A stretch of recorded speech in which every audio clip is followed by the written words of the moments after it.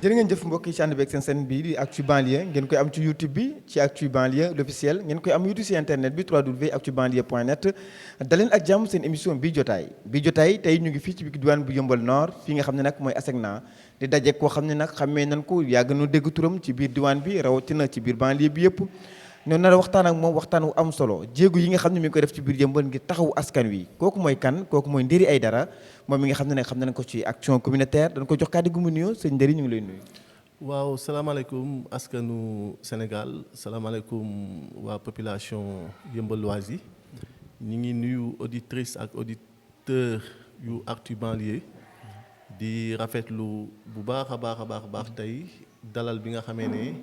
moom ngeen ma dalal tey ci seen émission bi jotaay ñu fas yéene nag waxtaan ci tey ci développement ak ci politique ñu leen di dalal fii ci ASECNA fi nga xamee ne mooy suñu siège fi nga xam ne nag mooy fi la fekk mooy seen siège bi nga xam ne nag mooy association bi ngeen jiite ak fi nga xam ne fi nga yëngutoo waaye askanu Yeumbeul ba tey yéen a ngi yaa ngi dégg Ndéri Aidara tey di ngeen xam kan mooy Ndéri Aidara waaye askanu tey suñu la posé question ci résumé yow yaay kan mooy Ndéri Aidara. waaw bon Ndéri Aidara c'est un pur produit du mouvement associatif parce que tey ku xam Ndéri Aidara xam ne ci mouvement associatif nga ko gënee xam à travers les navétanes à travers aussi yëngu-yëngu yi nga xamee ne moom la ñuy def biir Yeumbeul ci suñu association bu ñuy naan ADI muy association pour le développement de Yeumbeul ba tax ne tey xëy na wax naa ko léegi lu jëm ci côté navétane vraiment dañ ci marqué suñu empreinte bu baax à travers ASC bi nga xamee ne mooy ASC Neexle di sama ASC de cœur ma football fa dem ba nekk fa président ASC te teewul ne ba tey ak club bi nga xamee ne moom laa yore léegi muy Yeumbeul Académie foot ma nekk président club bi mën naa wax ne daal Ndéri Aidara waa Yeumbeul ci lu ñu ko gënee xam mooy activité de développement rawatina nag politique bi nga xamee ne moom la ñuy def yow nga nekk ki nga xam ne nag yaa jiite LDR Yeesal bu mu jaan fa daal nekk fi nga xam ne nag moo ci diwaan Bukam bi dinañ ci dellusiwaat ci gën a yaatal demale ko ci poñ boobu ci wàllum politique nga xam ne ci nga yëngu mais laataan ñu dugg ci loolu dañuy wax ci wàllum acteur communautaire bi nga doon ñu gën laa xam ci action yi nga xam yaa ngi ko def ngir taxawu askanu Yeumbeul mouvement nawetaan bi tudd nga ko ak li nga xam ne mooy nawetaan bi ñu toll nii fan yi ñuy génnee nan Alassane jóge ci yëngoo parce que waa Yeumbeul ñoo fa dem mu coow lee xeex yooyu tey looy wax ñi nga xam ne askanu Yeumbeul war a bokk ñi nga xam ne yëngu ci mouvement associatif yi ngir ñu dem ci fair play non violence aussi. waaw bon di déplorer rek lu fi jot a xew ci fan yi passé ci xëy na peut-être ñi nga xamee ne ñoo yëngu ci nawetaan bi wax dëgg yàlla mu nekk loo xamee ne dañ koy déplorer parce que ñun ñëpp mën nañu wax ne ci nawetaan lañ jaar te tey aussi bu ñu sañoon Yeumbeul duñ ko tudd ci yenn yi xëy na fan yi passé am na ay jàppante yu métti yu amoon stade Alassane Djigo ci ay jongante yi nga xamoon ne amoon na ci zone yi muy zone 7 ak zone 8 ñuy lancé waat rek appel ci jeunesse bi di leen wax ne aussi sport bu ñu waxee sport non violence la parce que sport dafay dajale ay nit kon bu ñu demee ba di ci gis ay rayante ay yu ñaaw aussi tamit ñun ñi nga xamee ne tamit Yeumbeul lañ dëkk di ko tiitaroo dañ koy ñaawlu di leen woowaat ñoom ñëpp di xam ne ñoo bokk Yeumbeul tey képp koo xamee ne yaa ngi sa quartier aussi sa équipe navétane boo gañee ak boo perdre yëpp xamal ne Yeumbeul moo gañee kon ñu leen di woowaat ñoom ñëpp di leen waxaat nañ àndandoo nekk benn te xam ne aussi tamit football aussi dafay dajale ay nit waaye warul féewale ay nit. waaw day dajale ay nit waaye aussi yaa ngi yëngu ci wàllum dajale ni ay nit di jëm ci li nga xam ne nag mooy ADI association pour le développement de Yeumbeul est-ce que mën nga dellusiwaat ci genèse u ADI nan nga ko créé depuis kañ lañ ko créé ak yéen mooy yëngu tey. waaw foofu moom dinaa fa sawar a wax parce que tey aussi historique ADI ñu ngi ko créé en 2003. je pense que buñ koy créé gënoon naa nekk ndaw. ñu nekkoon ay xale. nekkoon Yeumbeul aussi gis ne aussi tamit waroon nañ mën a indi suñu partition ci quartier ci zone bi nga xamee ne fa lañ dëkk yàlla def aussi tamit activités yi nga xamee ne moom lañ njëkk def ci at yi parce que dañ gisoon ci jamono yooyu xale yi nga xamee ne doon jëfandikoo drogue dafa bari woon lool ci Yeumbeul moo tax activités yi nga xamee ne moom la njëkk def ci at yi mooy doon def ay sensibilisation sur la lutte contre la drogue. wax dëgg yàlla ñu nekk ci depuis ay at di ko def ba au niveau du ministère de l'intérieur jotoon ñu ràññee ba am na ay raaya yoo xamee ne jotoon nañ ko jox association bi parce que taxawaay bi nga xamee ne moom lañ taxawee woon ci moment yooyu ci causerie yi nga xamee ne moom lañ doon def ci quartier yi di waxtaan ak suñu jarbaat yi suñu frères yi aussi tamit ci lépp loo xamee ne dañ gis ne drogue daf koy def ci doomu aadama surtout nag mu leen di lor ci biir loolu aussi tamit bëri na ay activités yu ñu doon def ci moment yooyu lu ci mel ne ci côté éducation parce que dañ doon def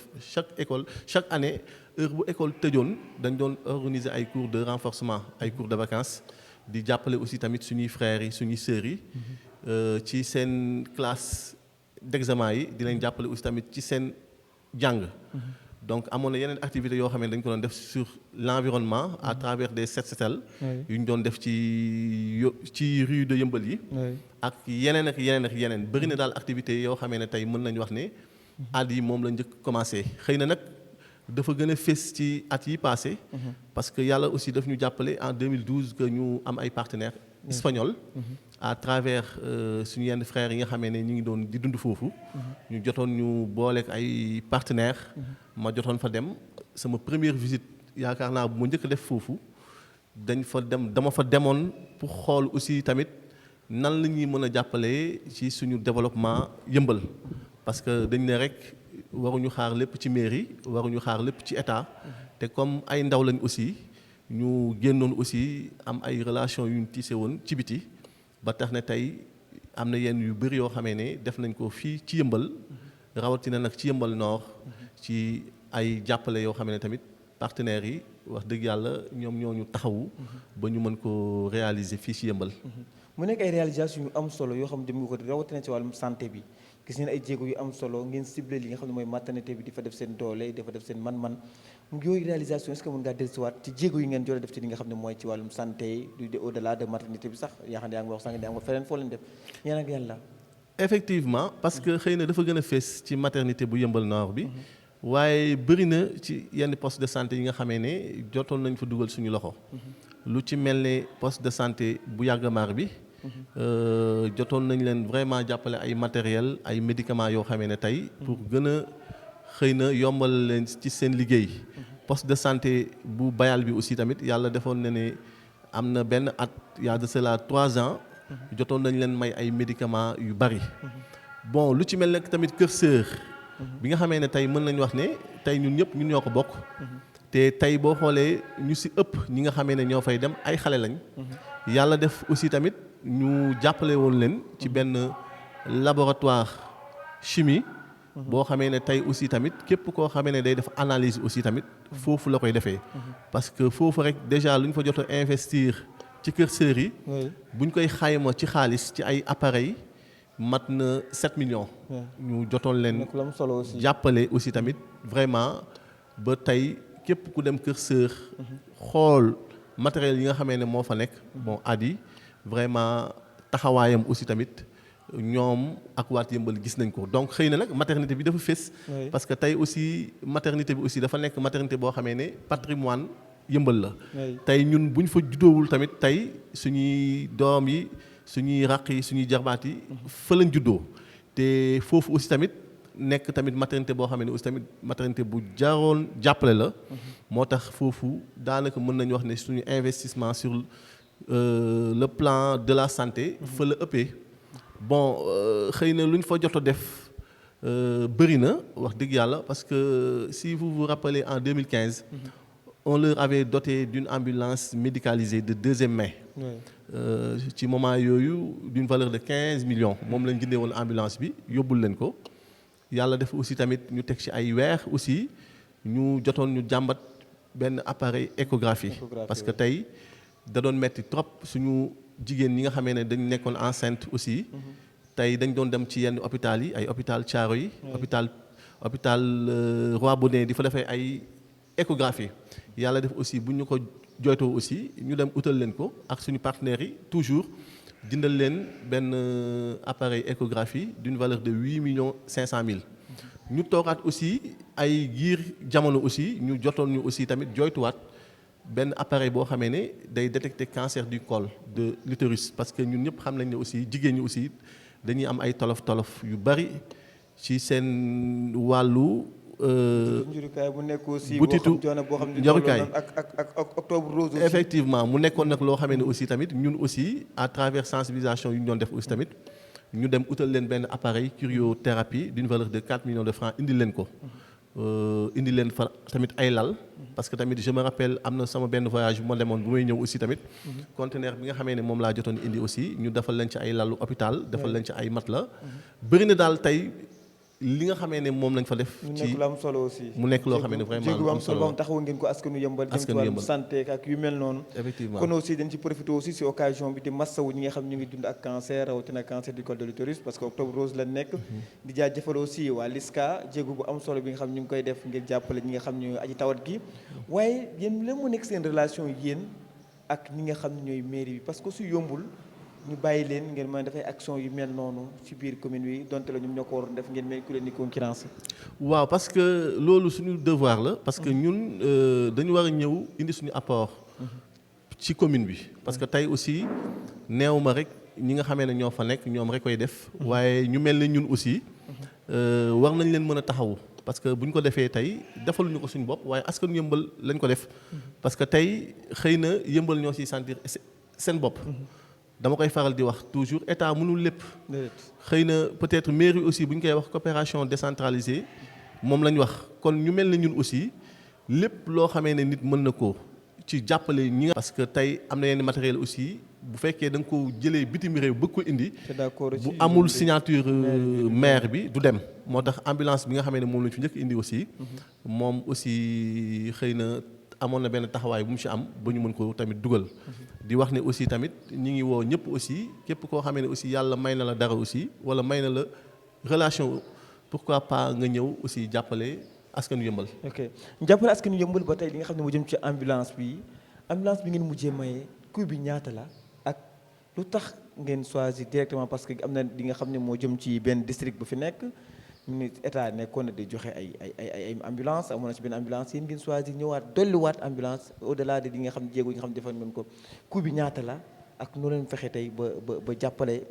impôt bi ngi jàppale ki nga xam ne mooy maîtresse sage-femme bi nga xam ne moo jiite kii bi. waaw parce que benn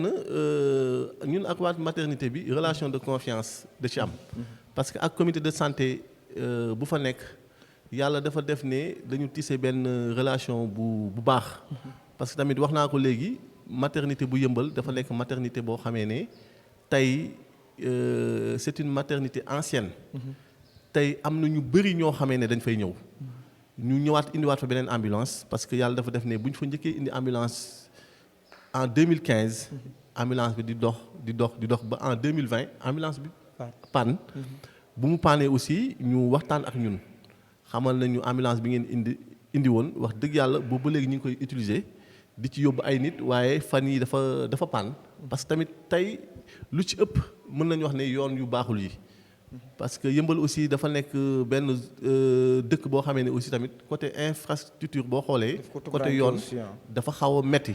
léegi nag bu ñu woowee waxtaan ak ñun aussi ñu toog on s'est concerté donc yàlla def aussi tamit ci voyage bu ma defoon daawaati gi aussi tamit ma jotoon ci waxtaan ak suñu partenaires yi ci laa dajeek le maire de Burgos bi nga xamee ne Espagne la nekk ñu toog ñu waxtaan ma jooytu leen ambulance xamal leen ne aussi tamit suñu maternité bi nga xamee ne fa lañ dëkk aussi tamit dañoo soxlawaat beneen ambulance yàlla nag jàppale ñu xëy na ren aussi ñu jàppale ñu ba ñu jënd ambulance bi parce que mën nañu wax ne bii paa du foofu lañ ko jëlee waaye fii lañ ko jëndee Sénégal lañ ko jëndee parce que am na ay entreprises yoo xamee ne lu ci mel ne entreprise 3M ñoom lépp loo xamee ne équipement sanitaire la ñoom dañ koy jaay fa lañ dem nag defee commande bi ambulance bi d'une valeur de 35 millions indil ko waa yëmbal parce que tamit du ma ne rek maternité de yëmbal lañ ko indil mais yëmbal lañ ko indil naam am na ay district yu fi nekk am na district bu fi nekk am na ay poste de santé yu fi nekk waaye tey district bi tey bu soxlaa ambulance bi da koy jël kon tey bu ñu indee ambulance bi dëgg la maternité lañ ko indi waaye askanu yëmbal lañ ko indi. ñoom lañ ko jox. ok mu nekk mbokk yi seen émission bi jotaay ñu dalal ki nga xam ne nag mooy Ndéri Aidara nekk ko xam ne nag acteur communautaire waaye tamit acteur politique yëngu ci fi nga xam ne nag mooy commune bi Yeumbeul Nord ñu wax ci li nga xam ne mooy objectif yi fi ñu waa ADI jëm tey yan moo nekk seen kanam ay projet yoo xam ne war ngeen ci mën a liggéey. waaw ñu nag waa ADI dañu am ay projet yu mag parce que damay faral di wax ne ñun lu ñu def rek fàtte nañ ko lépp lu ñu fi def pour askanu yëmbal fàtte nañ ko parce que dama lim rek yi nga xamee ne moom laa fi lim léegi waaye bëri na ay projets yu ñu fi def yu ci mel ne enfant talibé yi parce que dañuy liggéey ak ay daara dañuy dem ci daara yi vraiment di leen jàppale di réfectionner seen toilettes yi di leen jàppale vraiment ci dëkkuwaay ci côté sport bi aussi vraiment ñi ngi jàppale école de football yu fi nekk kon tey dama ne ñun lu ñu def dañ ko war a def étant jeune waaye fàtte nañ lu ñu def léegi kay projet yi nga xamee ne moo nekk suñu kanam moom la ñuy wax te ak partenariat bi nga xamee ne moom la ñu am ak suñu partenaire espagnol yi muy ANVO ak waa mairie de Burgos aussi dafa am projet yu mag yoo xamee ne aussi bëgg nañ ko def fii ci yëmbal moo tax nag am na ci yenn yu bëri yoo xamee ne aussi tamit bu ñu yàlla jàppale woon tey bu ñu téye mairie bi ci lay gën a yomb parce que pour ñu wax leen ne rek am nañ benn projet un mini-stade un projet mini-stade bu ñu war a def fii ci yëmbal projet boo xamee ne tey mi ngi fi dañuy xaar rek ñu am benn espace boo xamee ne war nañ ko fa mën a def am na yeneen projet yoo xamee ne vraiment lu ci mel ne un projet centre culturel aussi ak relation yi nga xamee ne moom la ñu am ak waa jeunesse de Burgos ñu pare aussi pour am benn projet boo xamee ne un projet d'un centre culturel bu mag bu ñu war a def fii au niveau de Yeumbeul Nord donc pour wax ne daal lu ci kanam rawali bët waaye ADI am na ay projets yoo xamee ne vraiment tey am naa yaakaar ne bu ñu yàlla dénkee mairie bi aussi danañ ko mën a def ak waa Yeumbeul beneen bi aussi mooy damay faral di wax ñun ñëpp ay politique ñu téye mairie bi wala ñu bañ ko téye aussi tamit du ñàkk ne activité yi di am ëllëg tamit lépp lu mënta xew aussi tamit lu ñu war a indi fii ci ay projet ci Yeumbeul Nord dañ ko fi indi bien sûr mais terewul aussi yéen a ngi yëngu ci wàllum jeunesse jàppale ñi nga xam ne ñooy ndaw ñu aussi ci wàllum tàggatu yaram gi aussi loolu yëpp yéen a ngi koy def ay ci ADI waaw parce que ADI aussi tamit xëy na man maa ngi koy wax sànq man ku ma xam ci milieu sport la ma xamee mën naa wax ne sama carrière lépp ci sport la ci football autant doon naa ko pratiquer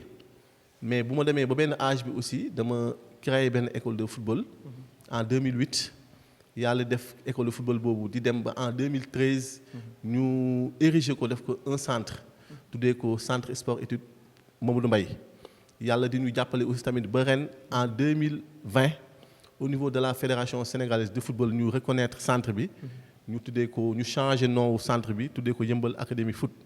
ñu war a nag bokk ci jongante ci compétition yi nga xamee ne ren sur le plan national sur le plan régional Yeumbeul Académie Foot da ci war a bokk loolu nag liggéey la boo xamee ne vraiment liggéey bu yàgg la parce que tey ak xale yi nga xamee ne ñoom lañ yore ci catégorie yëpp nag ci catégorie benjamin débutant benjamin minime cadet junior ba ci équipe féminine bi nga xamee ne moom la ñu am liggéey bi nag vraiment dafa nekk liggéey bu yàgg boo xamee ne tey bu ñu demee ba Yeumbeul ñu reconnaître ko Yeumbeul Académie Foot nekk un troisième club fii ci Yeumbeul à part UFI à part AS Yeumbeul kon dafa nekk ndam boo xamee ne du sama ndam man en tant que président waaye ndamu ADI la ndamu football Yeumbeul la ndamu football Yeumbeul la mbokk yi mu nekk seen émission bi jotaay ñu dara ba tey ki nga xam ne nag mooy Ndéri Aidara koo xam ne acteur communautaire waaye nag wax na ko koo xam ne ci yëngu ci wàllum sport la ak ki nga xam ne mooy club bu mu des mais mu yëngu aussi ci wàllum politique te diggante ci biir arène politique bi say ci yan nga nan nga taxawee ci li nga xam ne mooy arène politique bi tey waaw loolu aussi dinaa ci sawar a wax parce que politique du ma ci gan parce que tey aussi ku ne Ndéri Aidara xam na ko ci politique nekkoon naa fi PDS nekkoon naa fi le secrétaire général de l'UJTL jiite woon ndaw PDS yi fii ci Yeumbeul Nord yàlla def aussi tamit en 2013 2014 ma nekkoon coordonnateur PDS parce que boo leen seetloo en 2014 PDS demul woon élection parce que lu ko waraloon mooy aussi suñu liste dafa nekkoon en forclusion ci benn xëccoo bi nga xamee ne man en tant que tête de liste ma waroon nekk tête de liste PDS finalement ay manigance am ñu jaaree ci kaw ba yàq loolu. Bon moo tax ma ne nekkuma gan ci politique parce que jàpp naa ne bu doon 2014 PDS dem na élection locale ci moment yooyu ñëpp xam nañ doole PDS fii ci Yeumbeul Nord. te bu yàlla defoon ñu dem ci année boobu noonu aussi tamit amoon nañ yaakaar ne PDS bu gañee man maay nekk maire. waaye ñii dem aussi tamit ba yàlla def aussi tamit divorce am sama diggante ak PDS. tey ma nekk ci parti LDR Yeesal bu président Modou Diagne Fada. parce que dañu bokk ci ñi nga xamee ne dañu gëmoon ci moment boobu.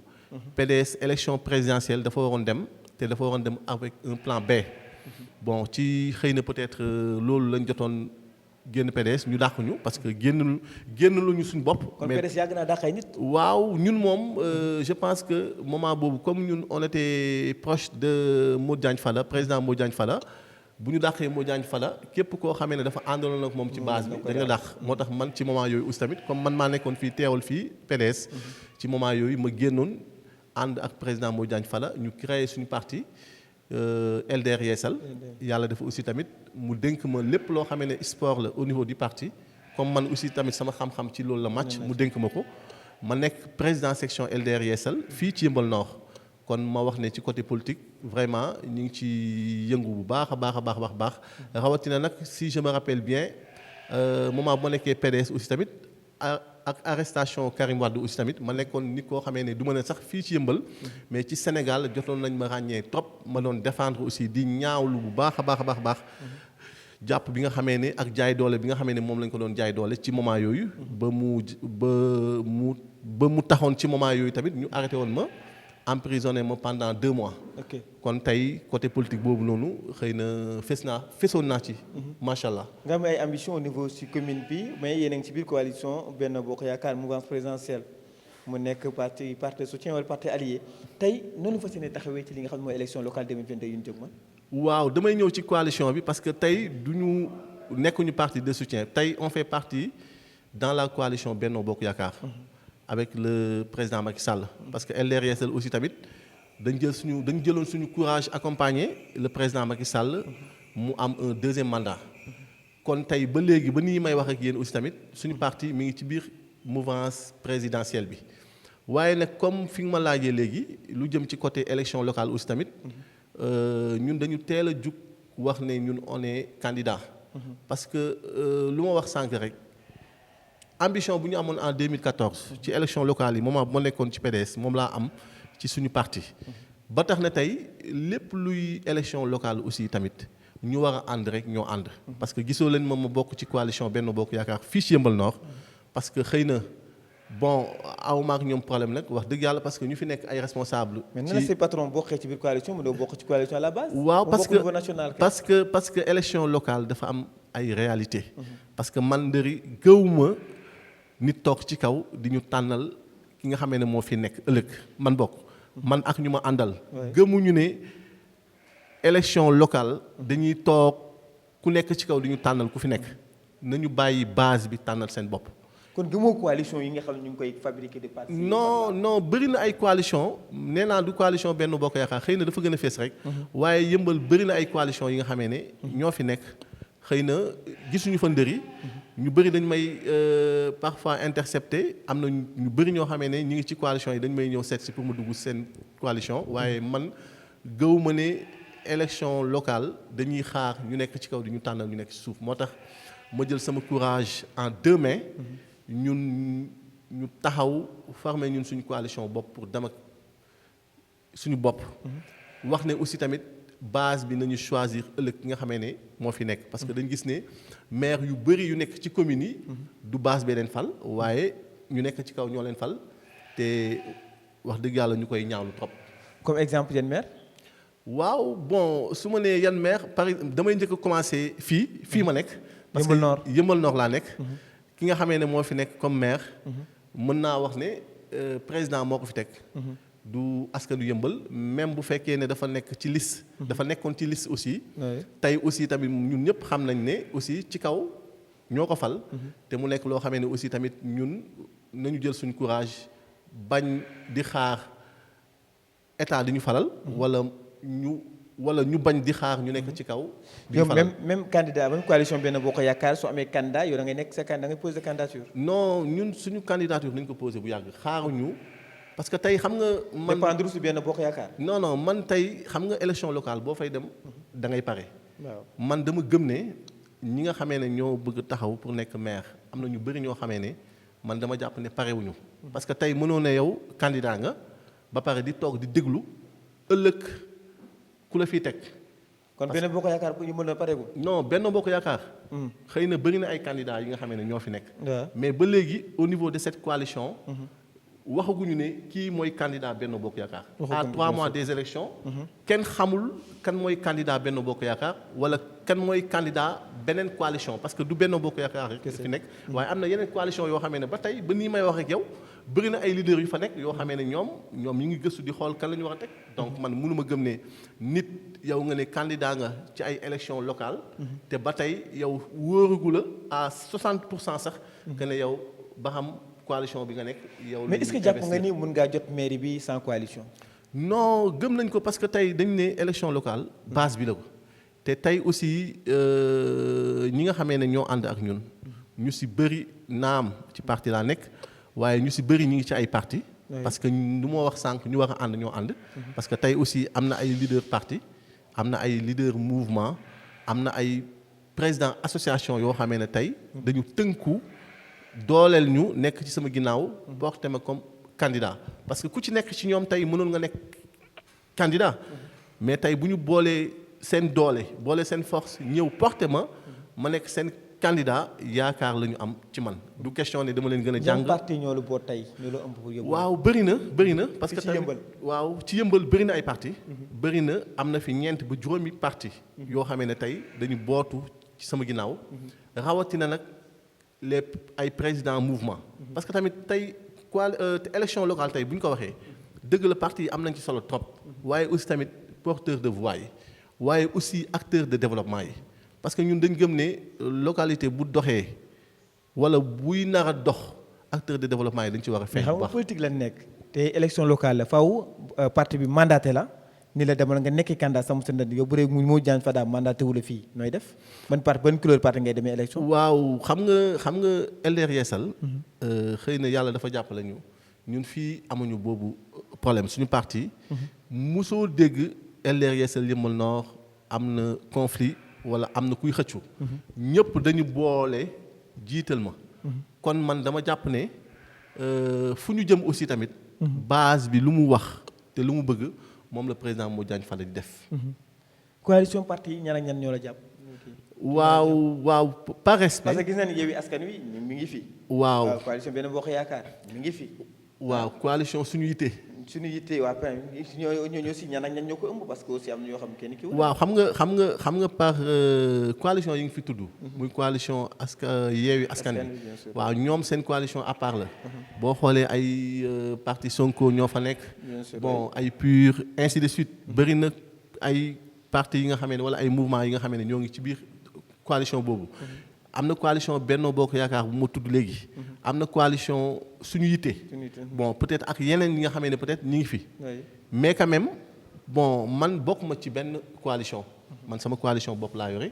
tey aussi tamit ñi nga xamee ne ñoo may gunge ci coalition boobu ñi ngi ci opposition bi ñi ngi ci pouvoir bi aussi. parce que tamit tey ñoom dañ gëm ne tamit élection locale aussi tamit affaire de gox la. moo tax ñu bokk ci pouvoir bi ñu bokk ci opposition bi ñoom ñëpp dañu boole seen doole ñëw ànd ak ñun. parce que yaakaar boobu la ñu am te dañu gëm ne rek ak population yëmbal ñi nga xamee ne ñi ngi seen kër yi toog. te ñenn ñi sax politique intéressé wu leen sax ëllëg ñu mel noonu ñooy def différence bi. tey ki nga xam ne mooy fi nekk di Daouda Ndiaye nekk maire bi tey soo ko doon noté ak di xayma bilan ñaata nga koy jox. waaw loolu nag dana ma jafe parce que vraiment man dama nekk nit koo xamee ne bon nit mënul wax buy def politique du critiquer. waaye bëriwul lu may di critiquer nit. parce que tamit bilan nga wax. man dama jàpp ne bilan askanu yëmbal. mais nit ku nekk am nga droit ne ku fi nekk. parce que ay alliés sax ñeneen doo fi dara. waaw mais ñu mu bokk ak parti wala ay alliés aussi tamit. bu ñu taxawee ne moom daf fi dara daf fekk ne lu mu fi waroon def gisuñu ko wala lu mu fi waroon def dafa des. man xëy na man sama côté dama jàpp ne bilan maire tey bu ko tegoon tamit wala mu koy wax am na yenn yu bëri yoo xamee ne mën nañu wax ne dafa sooxe mais nag ñun dañuy ñëw pour mieux faire parce que nit aussi tamit dama jàpp ne maire continuité la xëy na moom waa yëmbal askanu yëmbal jàpp nañ ne amul bilan mais ñun dañ jàpp ne tey bu ñu ñëwee bu ñu yàlla dénkee mairie bi aussi tamit attente yu ñu doon xaar ci ñun dañ ko am. loo jàpp ni tey mooy priorité yëmbal nord yoo xam tey su la yàlla dimbali woon ba nga nekk maire bi si nga war a gën a taxaw faj ko. waaw priorité yi bari na lool naam am na ñaar ba ñett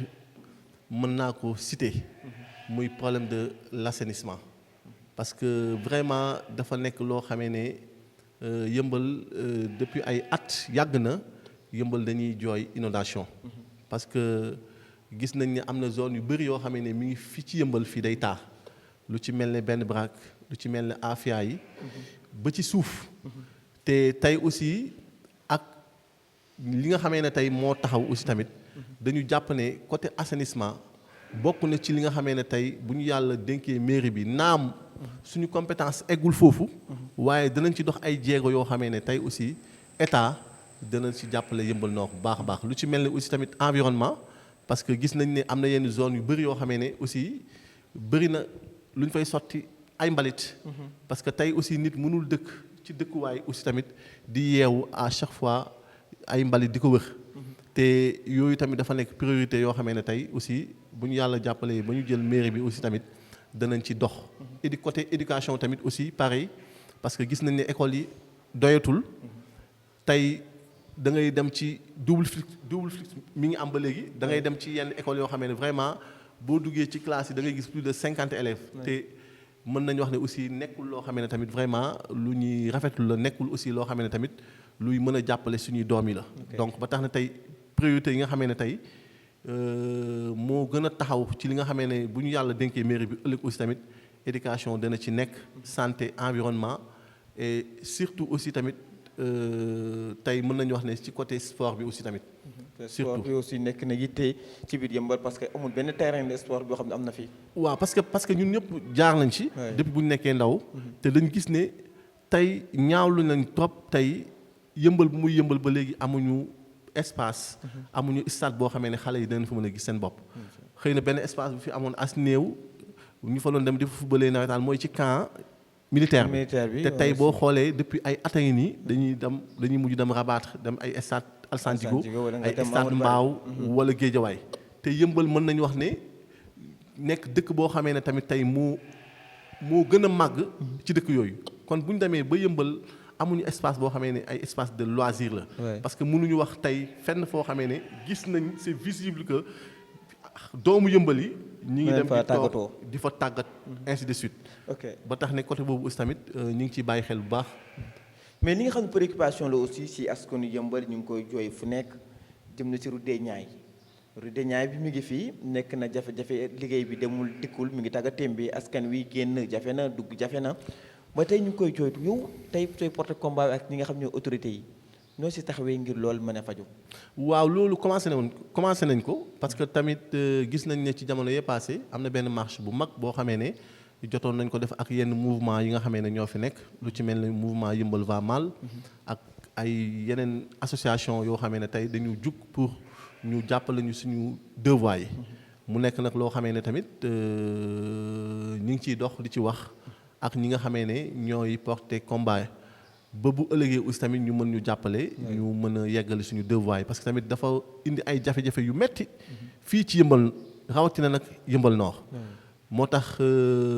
am na beneen marche bu ñuy waajal démb rek maa ngi